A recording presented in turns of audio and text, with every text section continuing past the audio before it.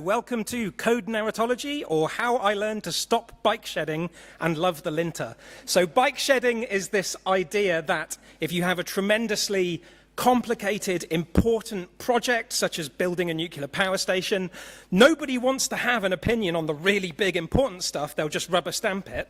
But you want to be seen to be doing something, so you'll argue endlessly about the shape of the bike sheds. Now, coders do a lot of this when they sort of get hung up on where the semicolon should go or what style of functions. And when I heard about these debates, it reminded me of when I studied English in like the last years of the last millennium. It sounds a lot like literary critical theory. So literary critical theorists, we've got this bunch, the formalists. It's a lot of old white guys. You know that they would be active on Hacker News and they would have very strong opinions.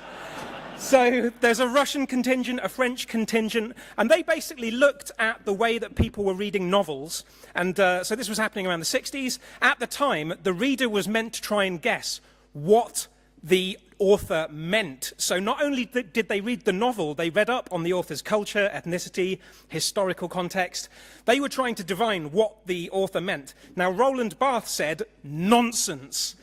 The death of the author. He said we should only look at a text to find out about that text. You can't include details that are not in the text. J.K. Rowling. So we're going to build this up. If we take the example of a post-it note has an author and a reader, you would think. It might be the same person. You might be writing yourself a note. Roland Barthes says, nonsense.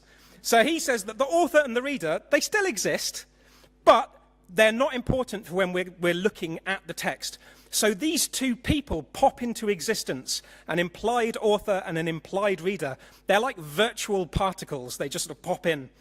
If we take a bit more complicated prose, get milk, he wrote on a post-it note in his illegible scrawl.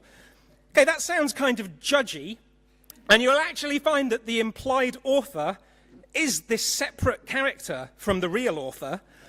The implied author is very smart, urbane, witty. The implied author has got their stuff together. The actual author might be a bit of a mess. Now, actually, two more people pop into existence now. We have a narrator and a narratee. So this is the actual character giving the narrative and the person receiving it. Now, quite often they are implicit. They might not be named. But if we look at really old-timey texts, let me tell you, dear reader, of the day he wrote Get Milk. The me is the narrator. You, dear reader, are the narratee. Sometimes these are actual named characters in the text. So authors have a lot of fun with narrators and narratology. Dracula is an epistolary novel. So every chapter is like a letter with a narrator and a narratee. The Girl on the Train all hinges on the narrator, which I'm not going to spoil. So the narrator is the voice, the face of the text, a beautiful face. And really, if the narrator is doing their job, you should barely be aware of the implied author. The implied author should just be hanging around in the background. So what does this have to do with code? What does this have to do with code? Okay. I don't have time to go into the narratee, implied reader, and reader section. They go in the bin. Instead, I'm going to look at the sort of writing section, so the author, the implied author, and the narrator. So those map in a fairly straightforward way. I'm ahead of schedule. So the author becomes the coder. They are real people, but when you're looking at the code, those real people don't matter. Don't worry about them. The implied author becomes the implied coder. So all of those little flourishes you like to put into your code, all of the little stylistic things, that's the implied coder. Now, the narrator is a unified code style. If your entire code base is using one style, that creates a narratorial voice. Okay, it's very clear, everyone can understand it. Now, there are several ways of achieving this. You could have all of your coders follow a style guide and spend hours arguing about it in code reviews, or you could just suck it up and get a linter, okay? The linter is going to put a big, happy face on your code. No one needs to spend time bike shedding and arguing about it. You do not want to be the miserable cat in the background. Thank you very much.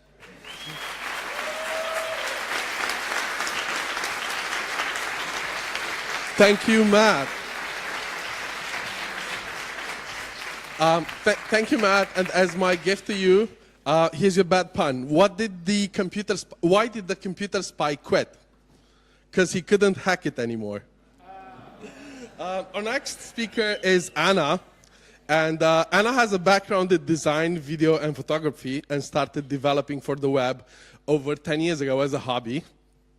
Fortunately, she's never looked back and is currently a front-end developer at Hectare. She's interested in ethics, indie web, sustainability, and cat. Hey. And I didn't do my job, obviously. So feel free to start whenever you want and press the next button.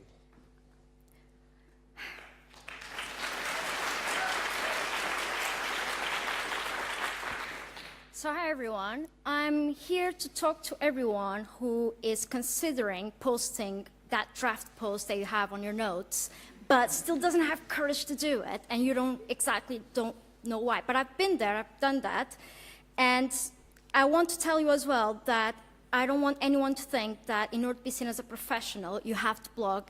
That's not what I'm going for. It's just for a final push that some of you, like myself, needed. So one thing I'm particularly annoyed about recently is that social media became a quick and accessible way to share online. However, it boils my blood that recently we rather tweet a photo of our cats or career advice instead of blogging it. And the reason why it annoys me is that when I go on holidays, it's gone. It's like when I came back, if any of you posted the latest front-end development, I've missed it. It's gone like a toot in the wind. So it's quite frustrating, but not only that, it's also not searchable. Unless I've memorized your name or the day you've posted it, I just cannot find it anymore. Or if you just don't have social media, or if you're in a location or in a country where social media is blocked, it's gatekeeping as well. So at any time, your accounts can be deleted as well. So I feel that we've replaced blogging with social media, but I don't think it's working, and it's affecting all of us as a community. But slowly, things are changing, and the community has been aware of this and talking about this more recently. So for those of you who were here last year, there was a presentation about the indie web as well,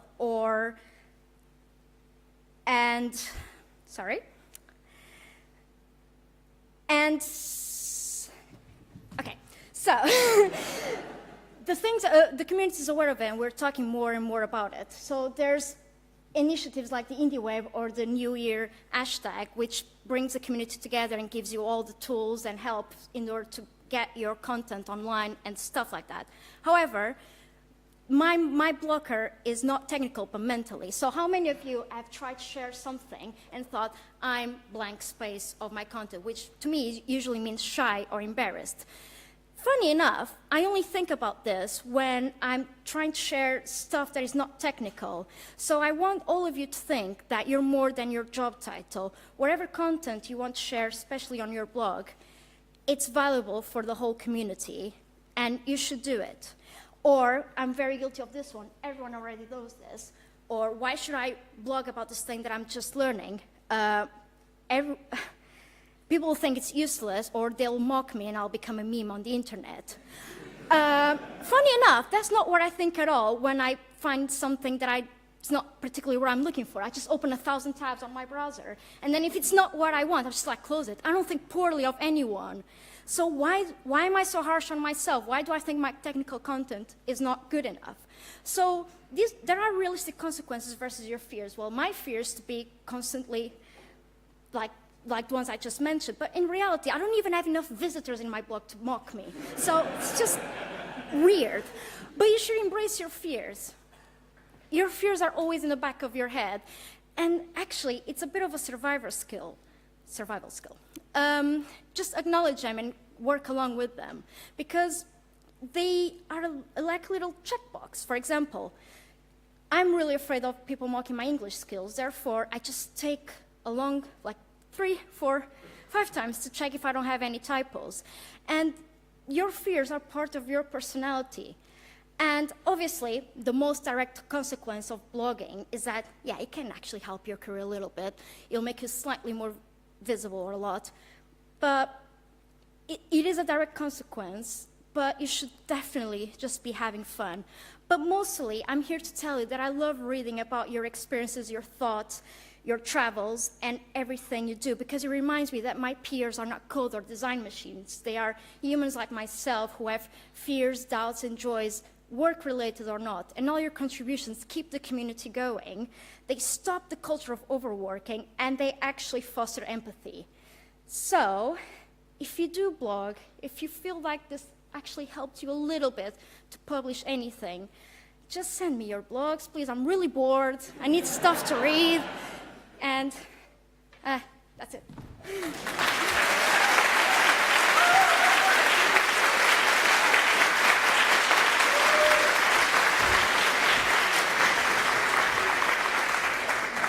Thank you, Anna. I managed to find a related pun for you. Why don't Vikings like sending emails? Because they prefer Norse code. Our next speaker is Sim. And Sim is a Brighton-based freelance web designer and developer who has designed and built innovative sites for clients of all shapes and sizes. Before going freelance, Sim was head of design and technology at an international publishing company. His multifarious career also includes a decade as a journalist and several years as a homelessness campaigner. Luckily, he's a passionate believer in the benefits that wide and varied experience can bring the web industry. And thank you for the $10 words for a native English speaker. They helped me improve on stage. Whenever you're ready, press the next button. Good luck. Okay.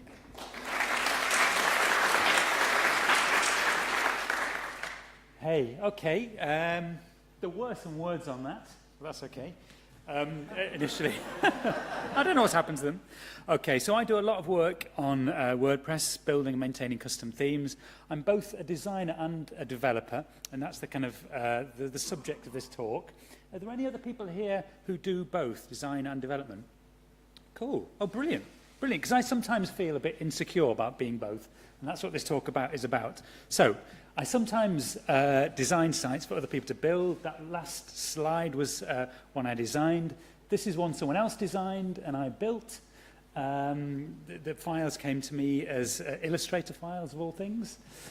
This is one I designed and built, so it went from concept to wireframes to a test site to final completion and support. So, and that was a custom. Okay, so sometimes I remember when I first went freelance, I felt like being a designer and developer, people would be amazed at my dual skills. Like, who is this guy who can do both? But the reaction I more normally got was that one. Suspicion. As if people felt, well, you can't really do both. Which one is it that you really do? Which one is just the hobby? But so that's why I thought it might be useful if I'd shared some of my thoughts on doing both. But it's not just other people's kind of suspicion you have to contend with. It's your own. Sometimes I kind of feel like I'm kind of suspicious of myself, of the fact I'm both a designer and developer. Because I sometimes feel like, okay, well, maybe because I do both, I'm not as good as a real developer, or my designs are not going to be as good as someone who just does design. So I think in a way there's something, in a way we people who do both, we need to kind of redefine ourselves. And what that involves is we have to kind of emphasize our wide-ranging skill set.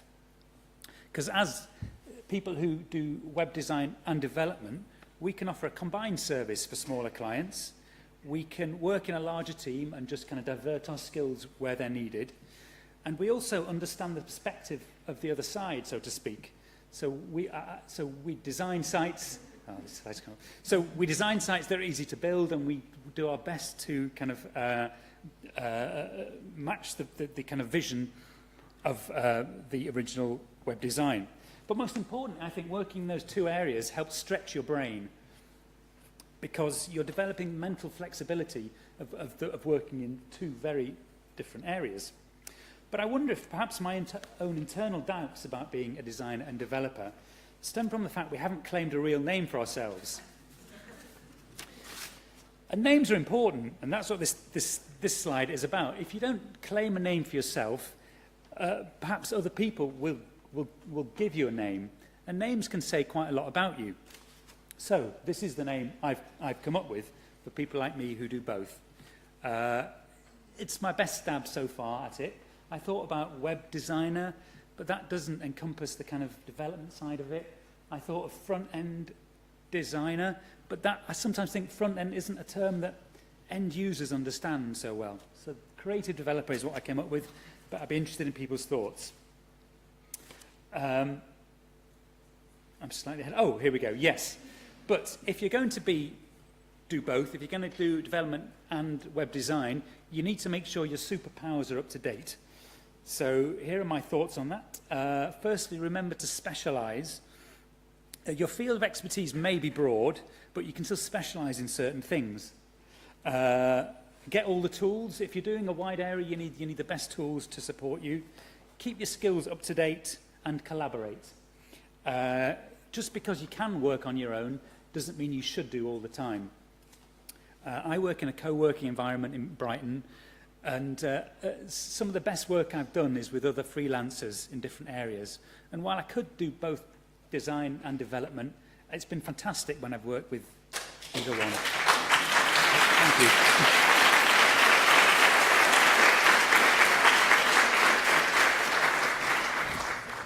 Thank you, Sim.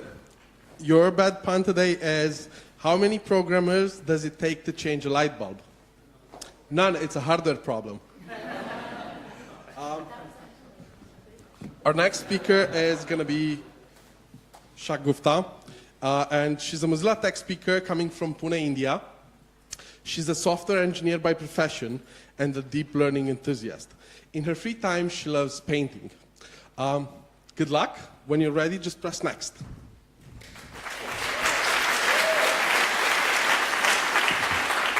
Thank you, Alex. So today I'm going to be talking about deep speech, which, is it not? That's not my slide. Wait. Okay. Can we like reset the time?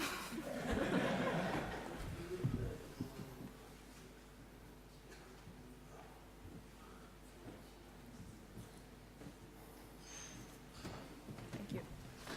Okay. So I find deep speech really exciting because slowly we're moving towards end-to-end deep learning-based solutions for everything. It was image recognition before, now it's speech recognition. So traditionally, the way these systems worked was there was an audio sent to the acoustic model that guessed the phonemes that might be present. And then that was sent to the phoneme model, which guessed the words that might be present. And then that was sent to the language model, which tried to guess the probability of co-occurrence of words. For example, the cat ran and the hat ran. So maybe acoustic and phoneme model thought they were similar, but the language model can come in and say, no, that cannot possibly go together. And then there's the output. So there were a lot of failures of these systems, like low speech to noise ratio, and then speaker variability, a very bad performance in natural and conversational speech. Now, before diving into deep speech as such, I'd like to talk a bit about deep learning, so which is a subset of machine learning methods, which is based on learning data representations as opposed to task-specific algorithms. Now, deep speech uses end-to-end deep learning-based architecture, and feed-forward neural networks is a very simple model of deep learning. So it basically is a bunch of nodes connected to each other in layers, weighted connections, and each node perform a small computation, and there's a nonlinear function to squash the output. Basically, the gist is that you can basically approximate any kind of function that you want to. The parameters are found out by a series of backpropagation, which is kind of like finding out the coefficients to an equation. But if you want something for a sequence-based data, like text or speech, you want recurrent neural networks, which are kind of the same, but it has one time tick memory, which is important because words in a statement are related to each other, right? So the context, the previous information is important. So basically the output of a current node considers the input of the current node as well as the output of the previous node. Now deep speech uses, as I said before, end-to-end deep learning. So you don't have to have modules or hard-coded features to tell it to look for phonemes or something else. It just figures out how to eliminate noise. It knows what features to pick. So these are like, there are a couple of feed-forward layers, and then there's a unidirectional recurrent neural network. So it doesn't have to be like you feed in the whole input and then you get the whole output. You can feed in 100 milliseconds of audio, get the output, and then use that as the initial state for the next 100 milliseconds of audio. So it works flawlessly for live transcriptions. Okay.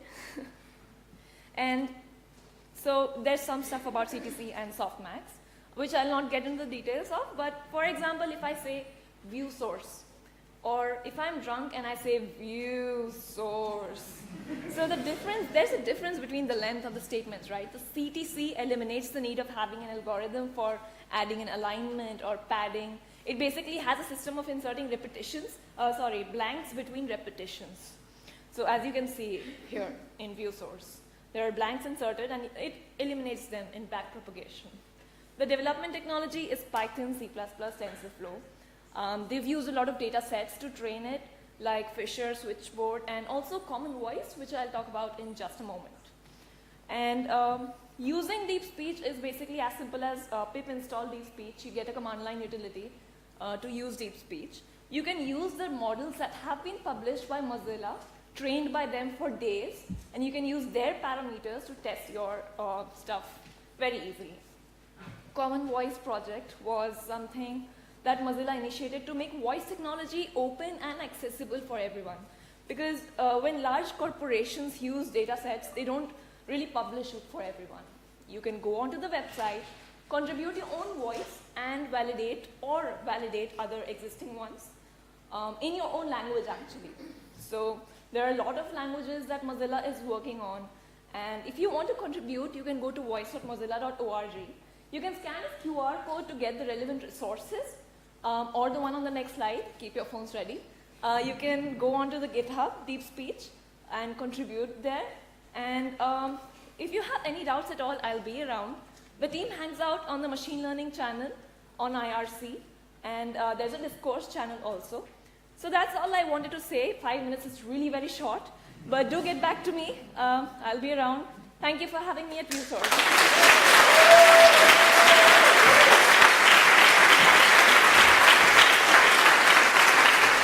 Thank you. That was proper, right on time. I appreciate that.